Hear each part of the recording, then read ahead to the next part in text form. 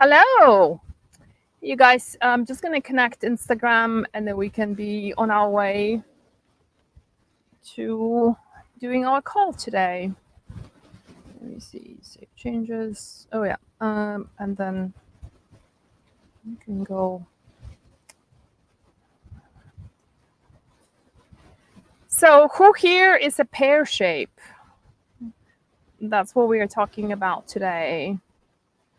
I'm dedicating this call today towards all the pear shaped girls who have been struggling with losing that additional unwanted weight, and you work hard on it and go to the gym and do all sorts of workouts and things just aren't working. So that's really what today's call is about. But this is really not about body shaming or some kind of creating body image. It's, to me, this is like if you have significant weight gain around the hips and cellulite that just wouldn't budge from there, and you've tried so many different things and it's not working, this is just an indication that there could be more going on, and most likely you have a lot of other symptoms of estrogen dominance.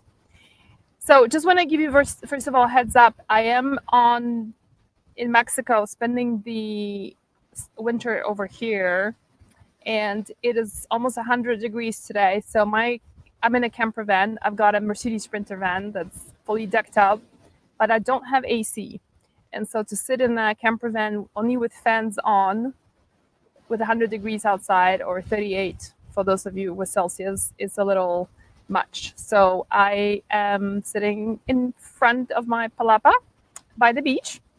It is windy though, so hopefully it's not going to be too bothersome and you're not going to be hearing too much of, no, okay, so far so good. Good. I'm having a microphone. I am protecting it here with my hands, so that's part of the secret. But anyway, all right. So this is something that so I just want to get kind of like take a pulse on things. How many of you here are struggling with a bit of weight gain around your hips and thighs, and that's been kind of like, you've always been the pear-shaped girl?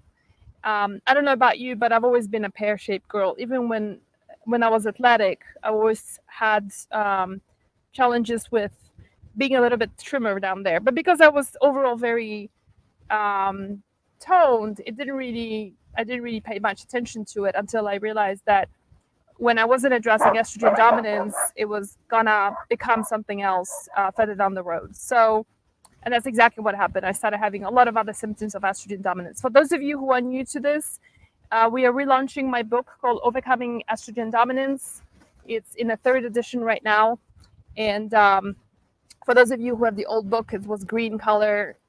We've made quite a lot of edits on it, but it's more, I would say, cosmetic edits. So you don't need to buy a new book unless you want to, or you want to gift it to someone else. That might be a really nice idea. So it's that might be a good, I think it's a good refresher for those of you who have been here with us for a while. And if you have, if you're new to our work here, then estrogen dominance is a hormonal imbalance that I think is one of the most underestimated by the medical profession, even by functional practitioners and doctors, who don't understand that a lot of the symptoms, including not just weight gain, like around the hips, that's like a more superficial symptom, but more serious stuff like fibroids, endometriosis, period problems, hot flashes, problems with sleeping, infertility problems, headaches, migraines, or cyclical migraines. So when I say period problems, is anything from super heavy periods to scanty periods, so absent periods, right? To women developing, like I did a reel just, I think this morning or yesterday, about browning, like women who have browning about their lips that looks like a mustache from afar. I remember being put on birth control pills in my late 20s and developing that browning above my lips, and it looked like a mustache, from afar, right? And then for other women, it will be browning around the chin here, as well as having brown spots right above the eyebrows here. So it's called melasma, and you would never be able to remove that browning until you address estrogen dominance at its core root. And that's what I wrote the book about, right? Prolonged prolonged estrogen dominance can result in more serious conditions, including estrogenic cancers, such as breast cancer, ovarian cancer, uterine cancer, lung cancer, and thyroid cancer. So, as you can see, this is like, I don't know why it's not many practitioners are paying attention to it, and certainly not many know what to do with it. A lot of times we are put on DIM, and that's the estrogen buster, they call it. And after that, they will be like, oh, well, it's going to take care of all your symptoms of estrogen dominance. And in reality is that most likely it's not going to work. DIM alone is not going to work. So this is the reason why such a big part of my professional career and my personal life I've dedicated towards estrogen dominance, because I personally struggled with it for years and years and years and years, until figuring out what diet changes do I need to make, what supplements will help me quickly detoxify estrogen completely, not just with DIM. DIM is just one part of the story. In fact, DIM can be problematic because it opens up the floodgates, and then you have no other you don't have anything to catch the estrogen in the second phase of liver detoxification, and that's when the problem begins. So I will give you a choice, you guys. How many of you here are pear shapes, and you can really relate to what I'm talking about here? And I want to give you a choice of, we allocated this 1 hour every day. I'm doing this, by the way. This is an 8-day book launch, so we're on day 3 today. We're talking about hip fat, like persistent stubborn hip fat, as well as cellulite on your buttocks and hips and thighs. But it's also, it's an hour of my time for you given to you to really ask me questions. I want to dedicate this time to you so that I can help you understand this condition and help you figure out what to do next. So that hour was kind of like allocated for me doing a book reading from the chapter, because there's actually a whole chapter on hip fat and how to overcome it. But then I also want to give you an option of if you guys just want to do Q&As, we can do that too. Or maybe I can just do tiny bit of reading of just maybe some of the juicy parts. And then the rest of it is we're going to do Q&A. So let me know, what would you prefer? And then we can proceed. There's a couple of questions that are coming in. Many of you are saying that you are pear-shaped. I think it's a pear-shaped. Yeah, so you're pear-shaped. So who here wants to guess, just a little side quiz, who here wants to guess, like where we store fat can be very indicative of what kind of hormonal imbalance we have. So like you already know this, women who are highly estrogenic, we tend to accumulate fat in our hips and thighs. So for those gals who are apple-shaped, what do you think is the hormonal imbalance that causes that shape? And I swear there was like no wind as I started, and it's just like picked up like crazy. Jen, are we still good for sound? Yeah, we're still good. Okay, very delightful. I mean, you can see from my hair like how it's pretty windy. It's really picking up right now. In fact, I can't even put the book down because it just flips the whole book open. All right. So what would you like me to do? Book reading or Q&As, juicy bits, and some questions? Okay. Yeah. So we can do all of that. No problem. Okay. So why don't we do... So who here already knows that you have estrogen dominance? Like you've been diagnosed, or you know it from the symptoms? And do you want me to go over the symptoms? And so being pear-shaped is just one of the symptoms. That there's a lot of other ones for estrogen dominance. So maybe I'll just do that anyway, because I think it's worth it. So for those of you who are maybe new to this, estrogen dominance can manifest also in a form of a lot of different period problems, and that could be persisting from a very early age, like from your teenage days. I remember as a teenager, my PMSs were always horrendous. That's kind of starts up that way, and we are told it's perfectly normal. And just because something is normal doesn't make it okay. I talked about it yesterday. We had Breast Health Day. And by the way, all these talks and content that we dedicated to one topic every day. So like yesterday was breast health. Today is hips, and then, like, for example, on Monday we have fibroids. We had a lot of questions from you guys on fibroids. So all of that can be found on our website called overcomingestrogendominance.com/events.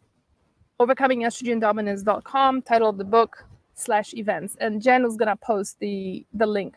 If you're watching this on YouTube, sorry, on Instagram, you can click on our bio link, and there is a link to our events page. And all the replays are posted there as well. So estrogen dominance can manifest in the form of, like I said, period changes. Can be a scanty period, can be a very long period, can be also flooding. Interestingly, a lot of women believe that they don't have estrogen dominance when they are perimenopause, which is absolutely incorrect. And you can still be highly estrogen dominant while going through menopause or perimenopause. In fact, when you think about it, women who have estrogen dominance in menopause and perimenopause are much more likely to develop estrogenic cancers as compared to young women who have high estrogen.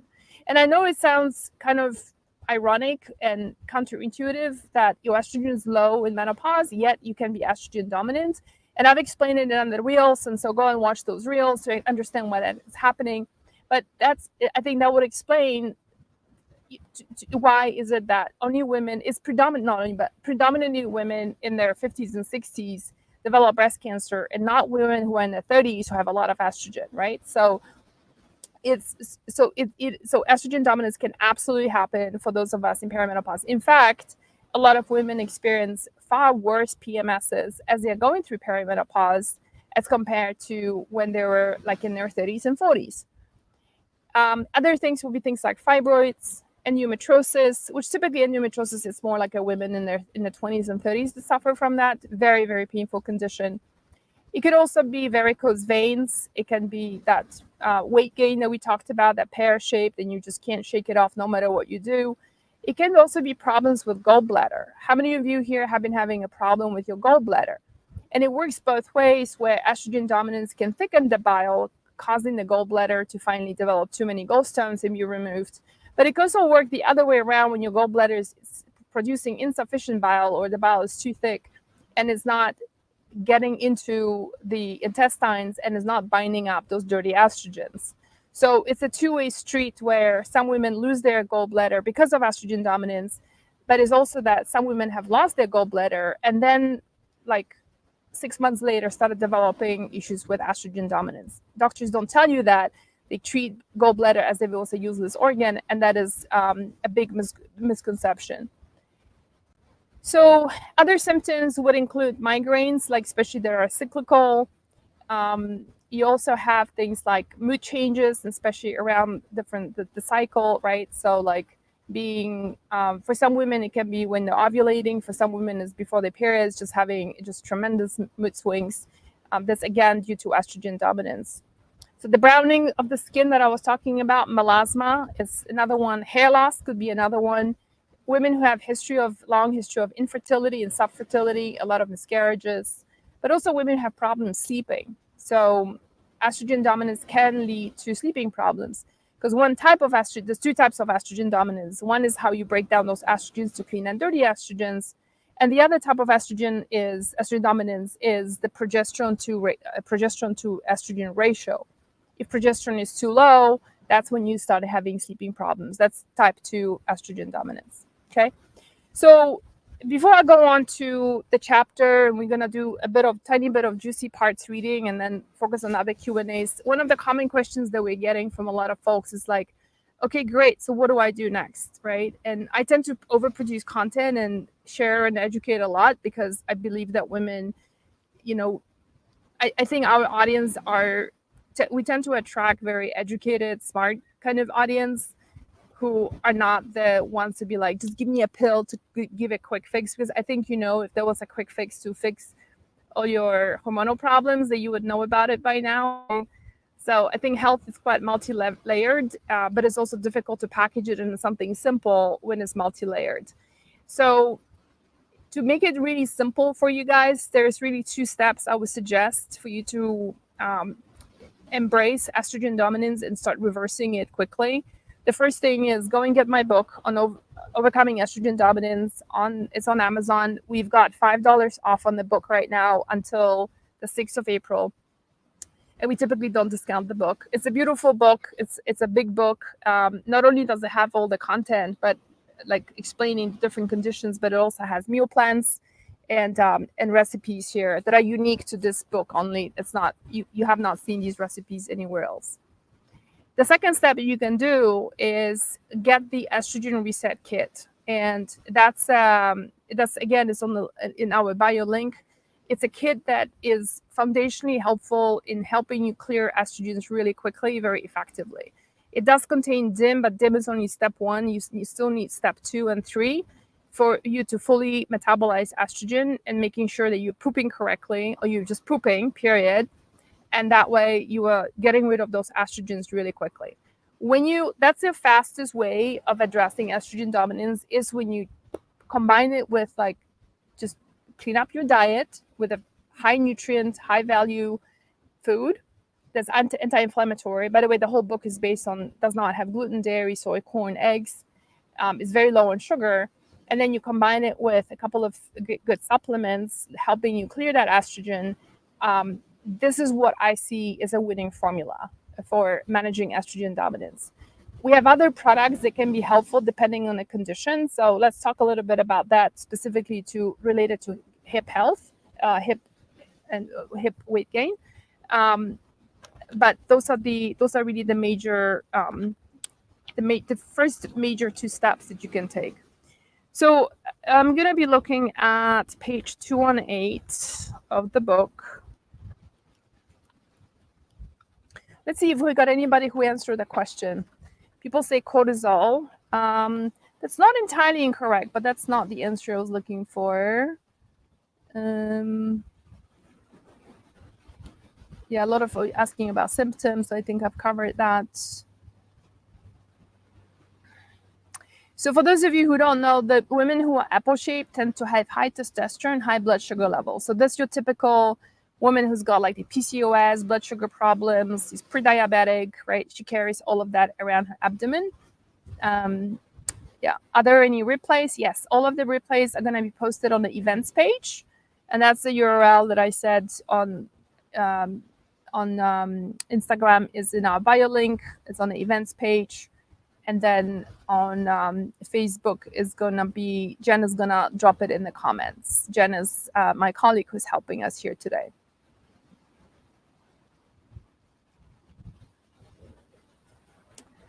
Not a pear shape, but rather full hourglass figured. Okay, that's just a different way of looking at it. That's cool. All right, so it looks like you guys would want both of those things. Insulin, high sugar. Yes, that's the one. For those of you who are overseas, I'm getting some questions about like from Switzerland. Yes, you can get the book on our website, Overcoming Estrogen Dominance. I just want to warn you, it's a heavy book. And so the shipping tends to be more expensive than the book itself. So it's already discounted on our website. It's $22. And then you just pay for whatever is the shipping. We don't mark up anything on the shipping. We just pass it on to you. You can also get a digital version of the book. So it's even cheaper. It's in an ebook version. And you can get that on our website, overcomingestrogendominance.com, the ebook version. All right, so let's start off with the book reading. I lost track. 218. So I'm reading from this chapter here, which says cellulite and hip fat protocol. So causes of, let's look at causes first, because once you know what causes it, then you can know how to correct it, right? Causes are predominantly estrogen dominance, high blood sugar levels, high sugar consumption leading to increased fat storage, systemic inflammation, and high toxicity. One of the things that people who do toxins call the fat tissue is obesogens, right? So it's like you've got the basically the toxic substances. The safest way for the body to store toxins, from things like skincare products and perfumes and a lot of the phthalates and all these chemicals that we're using from a lot of products that are like commercial products, the body finds that the safest way to deposit is into fat tissue instead of damaging the organs, right? So it's almost like it is a body's self-defense mechanism to protect our vital organs. So it's so it's not just estrogen dominance. It definitely plays a role, but it could be other thing. For those of you who've seen my reels, I've released a lot of inflammation. I don't like to say the word I lost a lot of weight, because I didn't that wasn't my objective. I was doing a health protocol, and part of it required me to be off sugar for 3 months. And I will tell you right now is that just being off sugar, because I was really committed to that protocol, helped me to release so much of inflammation in my body that I've actually managed to regain my body like as if I was back in my 30s and early 40s. And so, yes, it is definitely my workout commitment is a clean diet, but I've been doing workouts and diets before, and I didn't look that good. So it is, sugar definitely plays a huge role in this, and there's a whole sugar chapter here in the book as well. Okay, so the starting point with the protocol, with all the protocols is, and you've got, by the way, you've got protocols here let me read you what the protocols are. You've got protocols that are specifically giving you what food diet changes you're making, and then what supplements and what herbs to add that can help you. And these protocols would be fibroids protocol, endometriosis, fibrocystic and lumpy breasts, hot flashes, amenorrhea, which is absent periods, irregular periods, dysmenorrhea, which is painful periods, and PMS, menarche, which is heavy periods, thyroid nodules, infertility and miscarriages, cellulite and hip fat protocol, breast cancer protocol, and high testosterone, which is PCOS protocol. So quite a number of protocols that gives you like a lot of really detailed information. So with every protocol, I always start off with something called the Estrogen Reset Foundation protocol, which basically says get on a 28 days following these recipes here. And these recipes are designed in a way to help you support your gut health, regulate and balance out your blood sugar levels, and support your liver function in a really nice way. So you don't have to figure out like, what do I do for the liver? What do I do for my blood sugar levels? It's all figured out for you. That thinking is taken out. That meal plans are there to help you. Once you embark on those, this is where you can then do that for 28 days and see how much it helps you release that inflammation that you're carrying around your hips. Because your estrogen is going to improve when you take the supplements that I talked about, the estrogen reset kit supplement, that three combo, the holy combo of three, that the trio is going to help you release a lot of that stored fat that estrogen dominance was causing. Now, if that doesn't help after the 28 days, this is when you come into chapter 19 in the book, and then you start implementing that. And this is where you can do a couple of things. One thing that is huge when it comes to doing cellulite and fit management is to really control your blood sugar levels.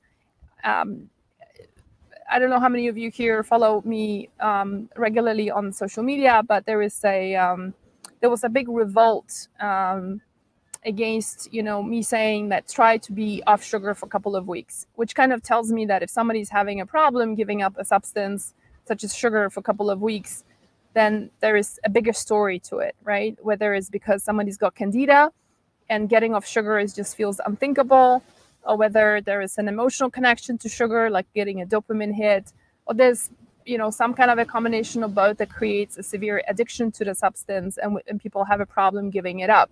Because I've never seen more vicious and misinformed comments inviting people to get off sugar for a couple of weeks just to see how this helps to move your weight down. And so if you don't want to do it, that's fine. So please don't call me names here, because I did say that it includes also removing fruit for a couple of weeks, unless you want to do like a tiny bit of berries here and there. But fruit is sugar, honey is sugar, and all of that can add up quite a lot. And as we age, we don't metabolize sugar as well as we used to before. And that includes alcohol, unfortunately, as well. The other thing that you can do is administer a self-administered lymphatic massage. And so for those of you who have done maybe lymphatic drainages or lymphatic massages, there is one technique that I really like called blocking, where you lie on a block, and you can Google that and just learn how to do it. I feel like blocking itself is not helpful unless you really combine it with a clean diet, low sugar, and then add a couple of these supplements. And when you stop blocking, that's where really a lot of the release starts happening. So look at blocking, like block, lying on a block, and that creates a lot of fascia release and lymphatic drainage on those areas. There is also in a few essential oils that you can create a salve for yourself, which is basically you take like a 10 milliliter glass bottle and you can fill it up with either castor oil or I wouldn't use coconut oil because it's maybe like grapeseed. Or you can use olive oil or jojoba oil. And what you do is you use 10 drops of any of these essential oils. So it starts off with grapefruit, cypress, myrtle, sage, nutmeg, geranium, myrrh, or German chamomile. Okay. And that's a really nice combo to then apply it on your skin 2 to 3 times a week. I find that to be effective when combined with other things. I'm not saying here if you make a salve and you put these essential oils in and just rub it in every day, that's going to be your solution to all the cellulite. Honestly, I feel like the ability to release that kind of inflammation around your hips and thighs, including cellulite, it's a combination of an anti-inflammatory diet, supporting clearing out those estrogens from your body as well as you possibly can. So using those 3 supplements that I talked about, the trio, we call it the estrogen reset kit. And then reducing your sugar, including alcohol, and give it like a month, and you'll be amazed of how much inflammation and estrogen your body is going to be able to release. So who here is down for giving it a try? And what do you guys, are you down for trying it?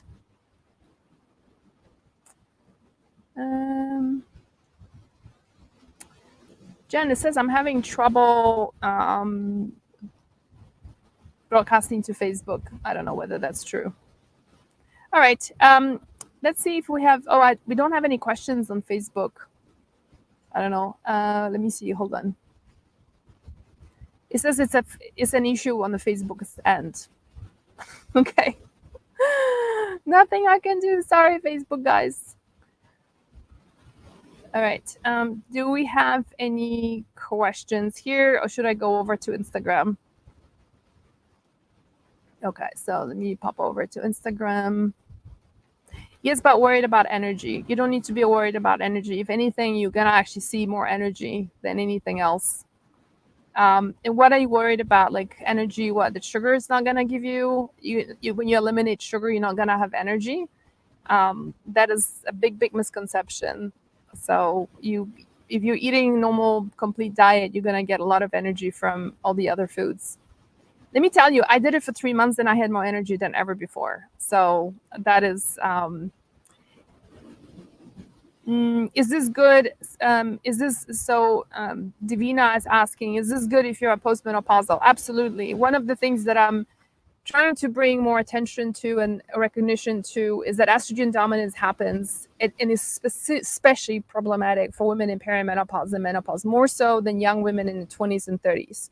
And this is where a lot of the estrogenic cancers happen when we have consistently estrogen dominance for a very, very long time.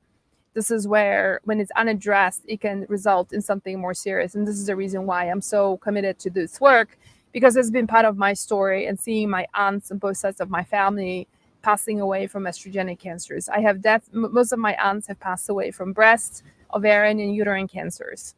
So, I just don't want to be a statistic, and I'm genetically a very poor estrogen detoxifier. So I need to take care of myself more than, let's say, someone who doesn't have those SNPs. But that's probably what, led me to be doing this work, so I can help other women. Um,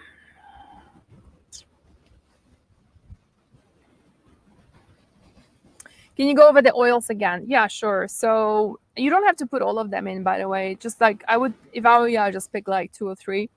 Grapefruit essential oil, cypress, myrtle, sage, nutmeg, geranium, myrrh, and German chamomile. How many meals a day? How many calories? I don't know about calories. I don't work with calories. I think it's a very outdated model. And so, 100 calories coming from, say, almonds versus 100 calories coming from, highly processed Pringles, for example. It's a very different, your body does very different things with it. So we don't really look at that anymore. How many meals a day? 2 to 3 will be really good. Suggestions for inflammatory foods. Which veggies and fruits are good for us? Yeah, great question. So we have, by the way, for those of you who are signed up to our like the chat bot, the chat bot will give you all the PDFs that are related to the book, that are like the extras, and we're just giving the PDFs away anyway, regardless whether you got the book or you bought the book or not. You can get all the PDFs when you join. Just hop in, just comment the word overcome, and the bot will, but you have to then the bot is going to send you something from us. So make sure you confirm that you got it, and you say you want to get reminders, because people are like, I'm not getting my reminders. But yes, you need to click on it first. So that's where you can get the whole list of all the fruits and vegetables. But I just very shortly, in a very short version of it, is that the most beneficial vegetables for estrogen detoxification is going to be the cruciferous vegetables. So those will be things like your broccoli, cauliflower, kale, collard greens, all the radishes. That's going to be your, what am I forgetting? I'm sure a lot of other ones. So those are just the brassica family. Broccoli sprouts are amazing. And that's all, the supplement I was talking about, the estrogen reset kit, it contains actually extract of broccoli that's very, very concentrated. It's like equivalent to 3 cups of broccoli sprouts, right? So I try to do broccoli sprouts in my smoothies. I'm in Mexico right now, so it's not always I can find it. I'm in some pretty remote parts of Mexico, so they don't really sell sprouts here. But when I'm back in the US, I try to do it at least 2-3 times a week, make a smoothie with sprouts in it. In fact, one of the, on the events page, one of the recipes that we shared yesterday was an avocado, broccoli sprouts smoothie that has got no sugar in it whatsoever. And it just uses avocado, sprouts, some flax seeds, lime juice. You can put in some collagen if you want, right? It's a delicious smoothie that has got so much medicinal properties. The other types of foods is going to be your alums family, so your onion family. And that's going to be your onions and garlic and, spring onions and all these alums, right? So that's a really nice one. So those are the big ones, big groups, I would say. So those are the anti-inflammatory ones. Inflammatory ones will be everything that is highly processed.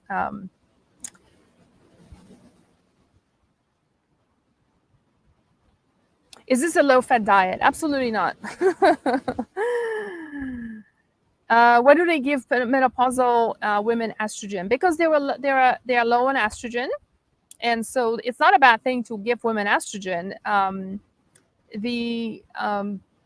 The reason why you have estrogen dominance in menopause is not because you have too much estrogen, but because of the dominance comes from too much of dirty estrogens. Is when the body breaks down those estrogens to clean and dirty estrogens, the body is producing too many dirty estrogens. So that's the first type of of dominance.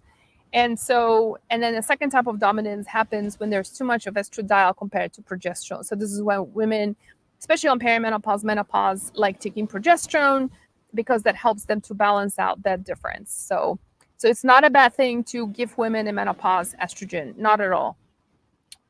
Have you given up sugar altogether? Yes, I have, for the 3 months, and then I'm back to like eating a little bit, because like, look, I'm in Mexico, there's papaya everywhere here. There are like really delicious, these little bananas, not the big ones that they bring in green from whatever, but those I think they call it ladyfinger bananas, and so I love those. I don't eat a lot of them, but it's just nice to be able to do that again.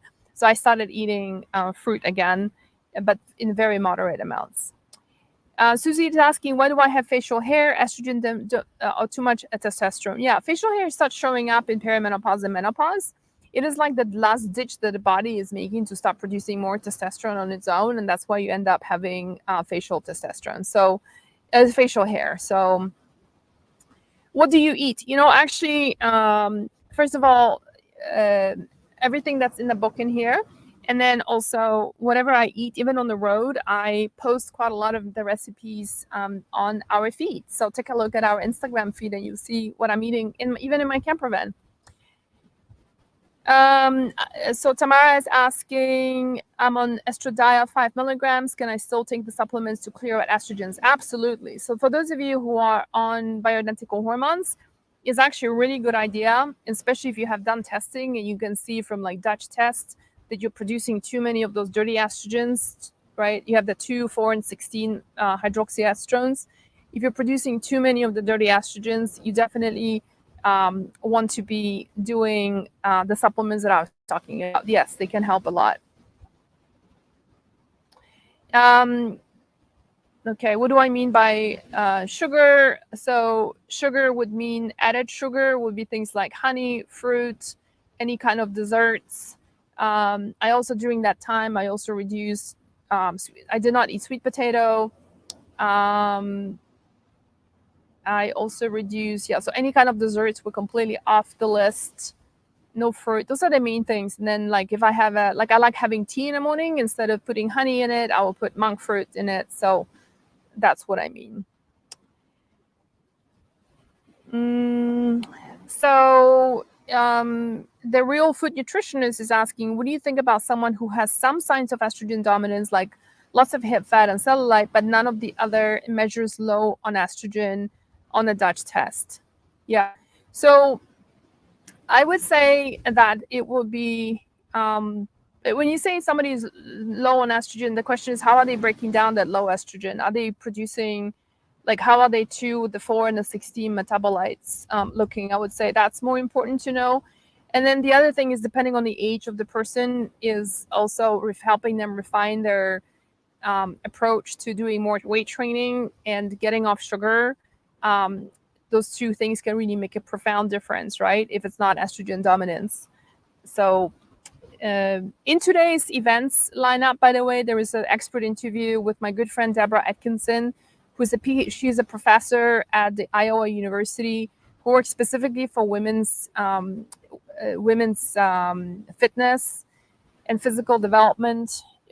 And she specializes in women in menopause. And so I invite you to listen to that talk, because I feel like it's amazing. And she really dials in why she sees women in perimenopause and menopause.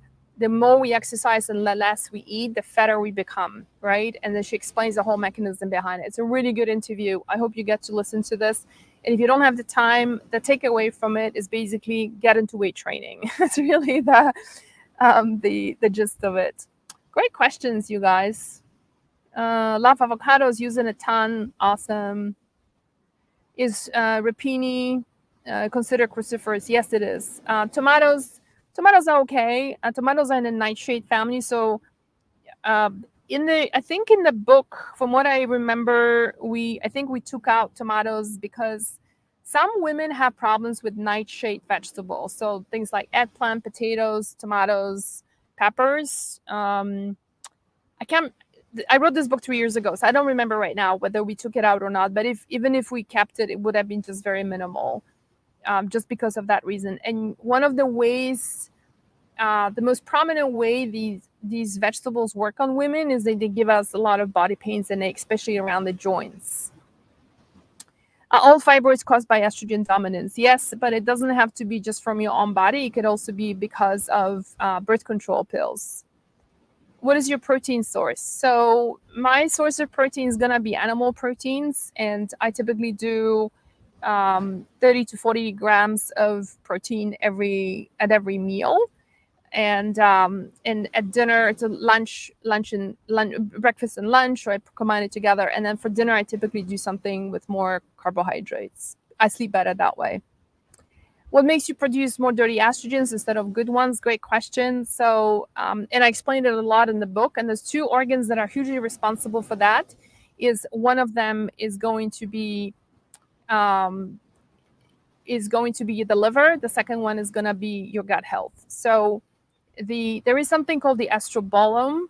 So it's like estrogen and microbiome put together, right? So there is a subset of the microbiome that codes for enzymes that help to break down estrogens. And what they have found is that women who have a lesser diversity of the microbiome, who have more digestive problems, tend to be more estrogenic and have problems breaking down estrogens correctly. I've also found that through liver detoxification, and specifically the methylation, sulfation, and glucuronation pathways, play a big role in binding up estrogens. So why do we produce them? Because our gut is of poor health, and because our liver is just not as effective as it was maybe in our 20s and 30s. That's on the internal side of things. When you talk about external sources of estrogen, we are kind of like, not to sound, dark here, but I will say it, and I will say also there's solutions to it, is that we are kind of bathing in an estrogenic cocktail, if you think about it, right? So like, using, for example, those fake fragrances, like like you get into Uber or Lyft, right, on this share ride, and then, or a taxi or whatever, if you still take taxis, and there's always like a air freshener they have there. And I always tell the guy, like, hey, I've got a serious allergy towards these things. Can you remove it? I've got severe headaches. So they do that. And I'm thinking, like, boy, he's breathing this stuff, or she's breathing this stuff for like, hours and hours at a time. It's terrible. So it can be external. It can be from the perfumes, the skincare products you're using, the pots and pans that we're using to cook. There's a whole chapter here, you guys, in Overcoming Estrogen Dominance. It just talks about how to clean up your kitchen, how to clean up your bathroom, your skincare routine. The cool thing is there's a lot of brands that are great, that are really nice and clean. So that's the light in the tunnel, right, of all of that. If you're new to all of this, please don't get overwhelmed by that stuff. It's a bit like peeling an onion. Start off with your diet first, get those supplements going. That's your first step, right? And then as you get a hold of this, you start feeling a lot better. Your weight starts shifting, your migraines are gone, you're sleeping way better, you're thinking sharper, your moods are much more stable, your fibers are shrinking, right? All of that. Then you're like, okay, what's next, right? Then you can start looking at the next layer. What's in the kitchen? What's in my bathroom?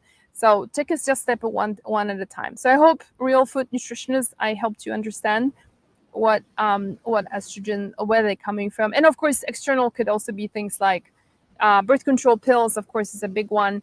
In fact, one of the videos I released yesterday was about melasma, right? So the discoloration of the lip. And not just that, but also on the sides here, you can have like up here. I got my first signs of estrogen dominance when I was put on birth control pills. I was on it for like 3 months. I felt absolutely terrible. And that's, by the way, for women who have a reaction to birth control pills, like a very negative one, it's already a sign that you are probably have genetically, you're not clearing estrogens very well. And I only discovered that decades later. I was like, oh my God, now that's making sense. Why I never felt good on the birth control pill. I felt off. I felt very moody. And then my skin started changing. I started dating someone, right? And then I suddenly have this brown discoloration above my lips. And he would, like, I remember meeting him for a drink, and he was coming from afar, and he's like, you're not growing a mustache, are you? I mean, just imagine, right? Just starting to date someone, and and the guy tells you you've got a mustache on your face. And it wasn't hair, it was just discoloration. So I was birth control, and that was causing it. Okay. So does MTHFR play a role with dirty estrogens? Yes, it does. In fact, when you do the Dutch test, even shows you how you're breaking them down. But guess what? I have the worst kind of MTHFR mutation, and I'm still breaking them down correctly. But it's just more work for someone like me through clean diet, clean everything that, clean skincare, clean lifestyle. That's part of the reason why I'm on the beach and I don't want to sit in the house in cold Colorado when I'm from, and where I live, I should say. And yeah, so it just takes more work, and then takes some supplements to help to detoxify that pathway. Um, Riddle Integrative Wellness is saying, I have low estradiol but good progesterone, gain weight in hips and butt. What do I do? So, so it's not about. So the question is, how are you breaking down that estradiol, right? So if you do Dutch tests, then you would know how you're breaking down those estradiol to what, right? And then it will show you the 2, 4, and 16 hydroxyestrones, and then you know from there where what you can do to correct that element.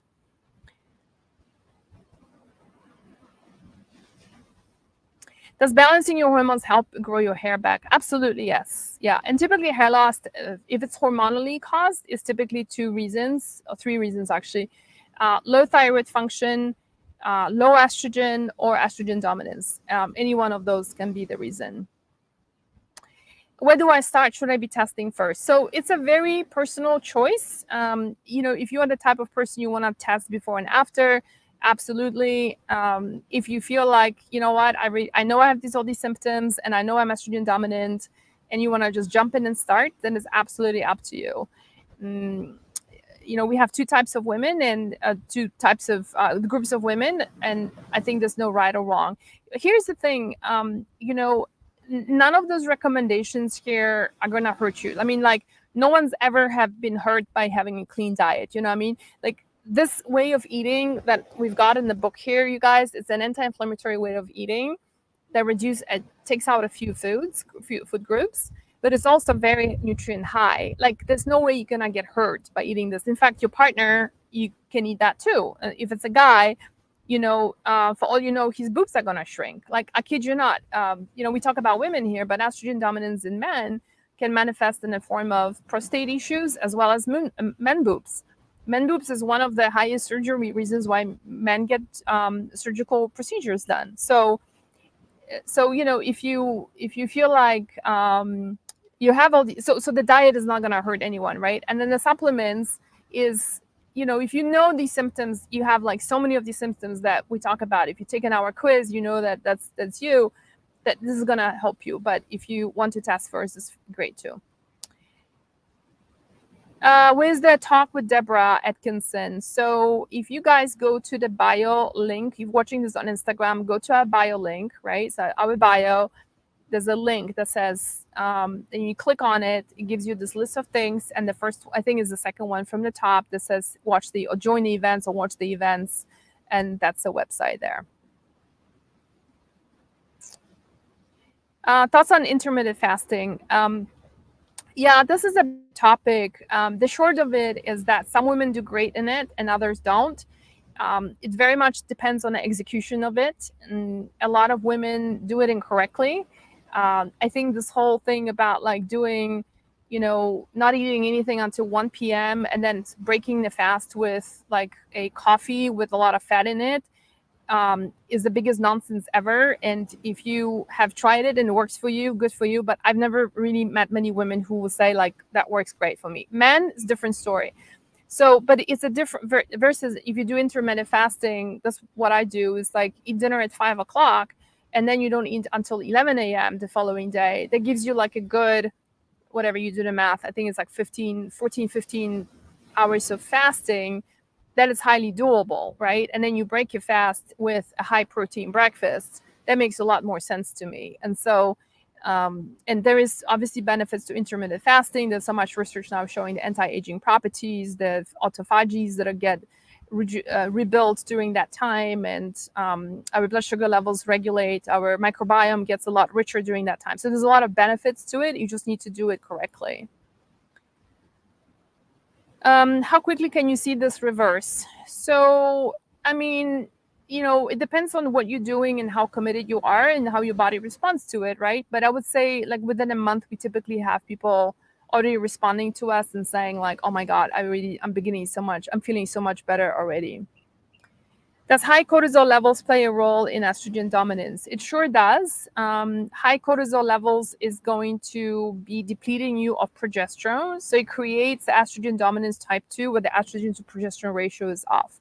This is the reason why women who go through stressful times can be experiencing, for example, worse periods, much heavier periods, terrible PMSs, and that is the reason why. What do you think about eating for your blood type? Never worked for many people.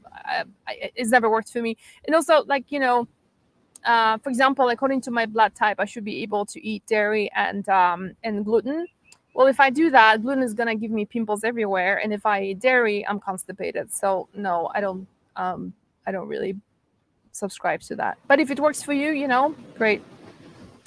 Do you think bioidentical hormone replacement therapy is good to use? I think so. I would preface it by saying that I feel like there's too many women go too quickly towards bioidentical hormone replacement therapy right away, instead of doing it like step at a time, where you go like, let me fix up my diet first and see if that helps, and then do other things like hormones, bioidentical hormones.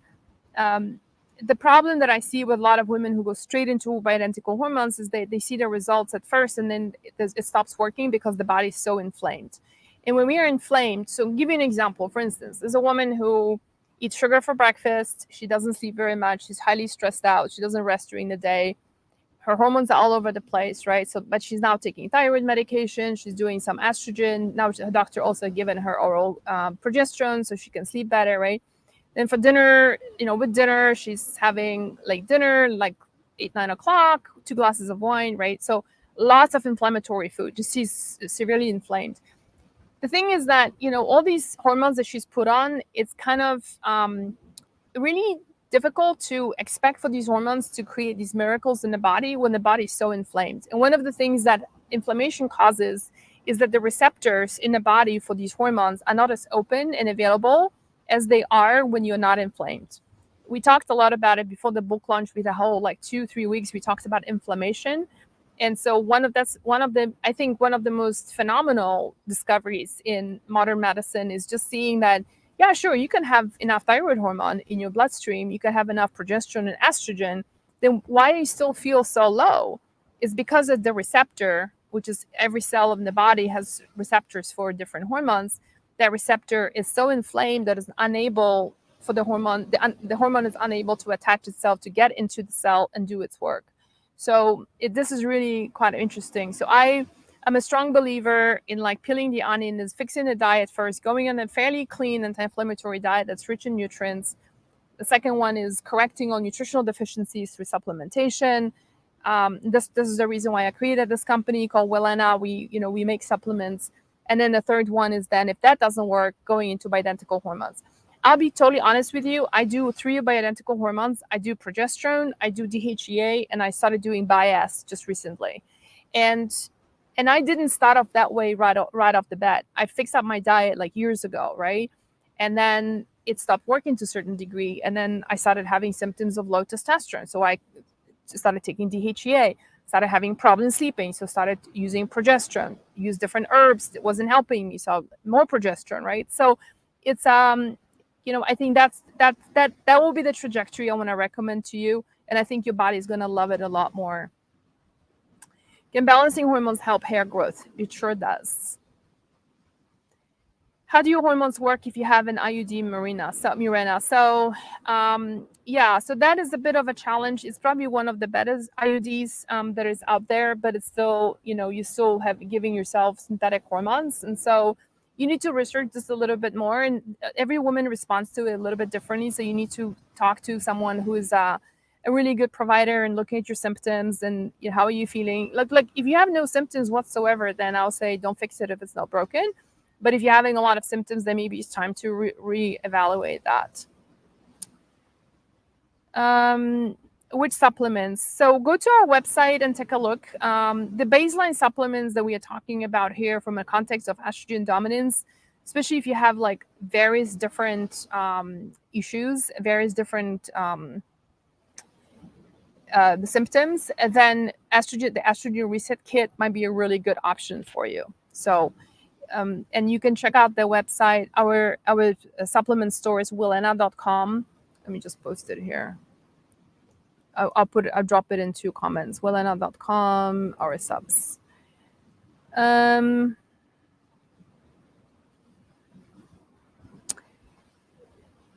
Yeah, not sleeping well. Enlighten is saying she's not sleeping well, lucky to get 3 hours of sleep every night. It's a hormonal deficiency. It could be. So I wrote a very comprehensive article that took me about 8 months to put together, of researching, but also overlaying it with my own experience, and playing around with Aura Ring is the ring that I'm wearing here that helps me understand how much deep sleep, light sleep, REM sleep I'm getting, and heartbeat and HRV, heart rate availability, and a lot of other markers. And so I wrote an article about it. So Enlighten, if you go to hormonesbalance.com, hormones with an S, hormonesbalance.com, you'll find the article about, I think it's called 50 Ways to Fixing Your Sleep After 50. Do you see clients? No, I don't see clients anymore. Sorry. But if you write to our team at support@hormonesbalance.com, just contact us through Instagram, and we'll point you towards practitioners who can help you. What's a Dutch test? We'll just Google it and you can see it. Do coffee enemas help clear hormones? It helps liver, supporting the liver. But I feel like just doing coffee enemas is, I feel like coffee and enema is just a tool in your toolbox, and you're going to be better off doing more things for your liver, like cleaning up your diet, so getting on the anti-inflammatory diet that my book is based on, Overcoming Estrogen Dominance, using some herbs to help you support your liver function, like dandelion root, burdock root, right? And endographis, and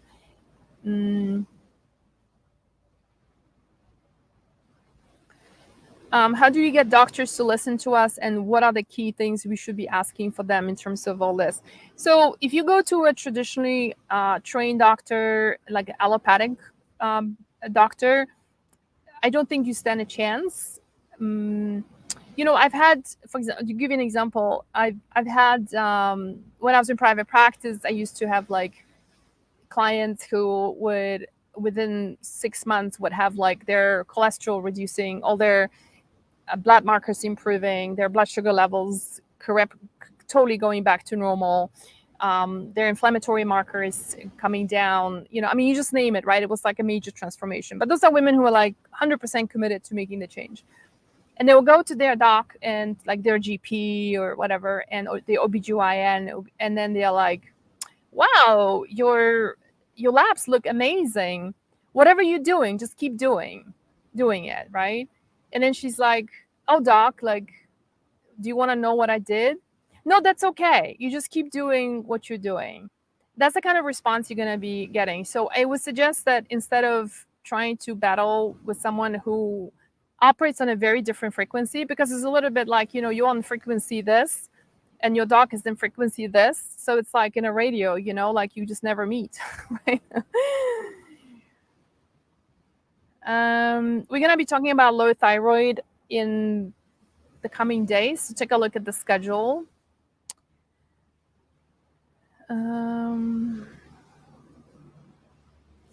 Okay, so I appreciate all your questions. I do need to start wrapping up. Somebody's asking, can you use progesterone and estrogen creams while you're doing this? Yes, you can. Yes, you can.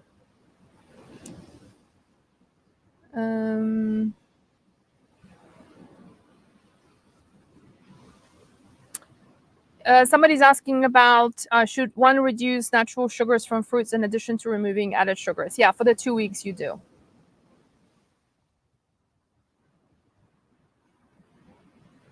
You're very much welcome. The question about DIM came up. So this is going to be the last question I'm going to answer today. So DIM kind of like got the marketing name, for being an estrogen buster, right? And it's kind of unfair because it doesn't. Actually, let me ask you guys here: who here has tried DIM and it either didn't work for you right away, or it helped you initially and then it stopped working? How many of you are like that here? So DIM, and the reason why that happens to a lot of women is because DIM helps to upregulate the phase 1 liver detoxification, mainly, not only, but mainly, opening up the floodgates. You need something else in phase 2 to bind up those estrogens that DIM has just released. And then they need to be then bound up in phase 2 liver detoxification. When you don't have these compounds, that's when women start feeling worse. So I have found very few women who actually feel good on DIM alone with nothing else. And so that's something else is you're supporting the other two liver pathways, which is the sulfation pathway and the glucuronation pathway. So that's a more complex answer to explaining why we put these three products together, the estrogen reset kit. The trio is for DIM for phase 1, and then you take calcium D-glucarate and you take sulforaphane for your phase 2 liver detoxification. And that's the magical formula to fully evacuate estrogens. Now, one caveat here, you need to have your phase 3 working as well, and that's your pooping. If you're constipated, everything is going to get recycled back into those dirty estrogens are going to get recycled into the body. So it's really important that you're pooping on a regular basis, and we can talk about constipation another day if you log in. Wow, there's so many questions that are coming in. You guys are amazing. I just want to say thank you for all your questions. Thank you so much for your interest. And it just shows me that you are really committed to your own health. And I think this is, big.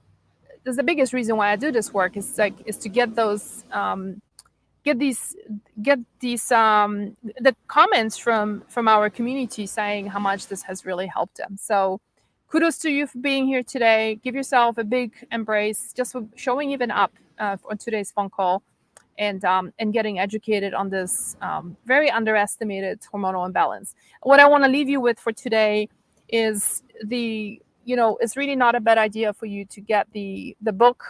Is on Amazon right now for $5 off. The coupon expires, it's an auto-applied discount, but that expires on the 6th of April. And then we're also giving you $20 towards our store, so you can go shopping for whatever you want in the store. There's no minimal purchase. The code is OED launch. So OED launch is the coupon code, and that gives you $20 off on willena.com. It's all at our bio as well. You can check it out there. So whether you're getting something for yourself like the estrogen reset kit, or whether you're getting something else from the store that's more relevant to you, it's all gonna help. Okay, I hope this is helpful. I will see you guys tomorrow, and tomorrow we are talking about heavy painful periods and PMS, which interestingly enough happen to a lot of women who are going through perimenopause. There are women who enter perimenopause and they are like, I have not seen a PMS like this in 20, 30 years. So that call is going to be especially for you. And if you find this is helpful, this is relevant to somebody who's close to your life, another woman you would like to help, please tag her in the comments or just send her the recording of this video. It's going to help her. It might change her life. Thank you, everyone, again, for being here tonight. Have a good evening, and I'll see you tomorrow.